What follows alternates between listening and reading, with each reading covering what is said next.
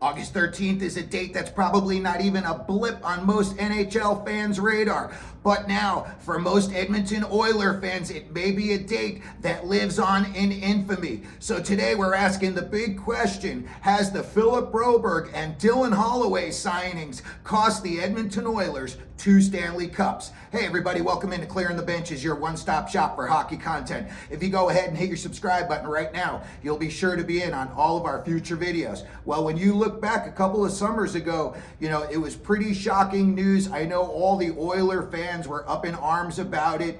And in my opinion, I thought recently hired Stan Bowman should have matched those 2 contracts, especially when you looked at what they had on the roster then, and especially what you're playing in the NHL final now. So when we look at Philip Broberg, St. Louis signed him to a 2-year offer sheet, $4.5 million per year. Plays D, 6'3", 210. He had 29 points in 68 games this year, but he was a plus 16. He had 2 points in just 7 playoff games this year, but also was a plus 9 in the playoffs.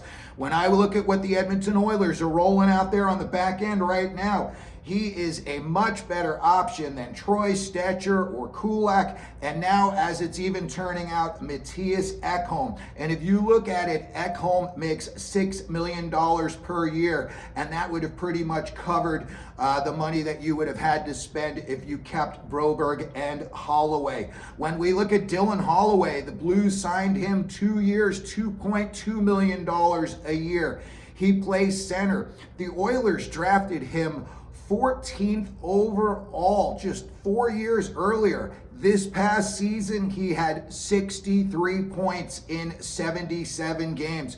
Looking at what the Oilers are putting out there right now in the final, he's a much better option than Kapanen or even Evander Kane, Adam Henrique for sure. So when I look at this and you see how close the Oilers were last year and this year, and it was just really little things that cost them the cup last year, and it looks like they're going to be this close if they don't win the cup again this year.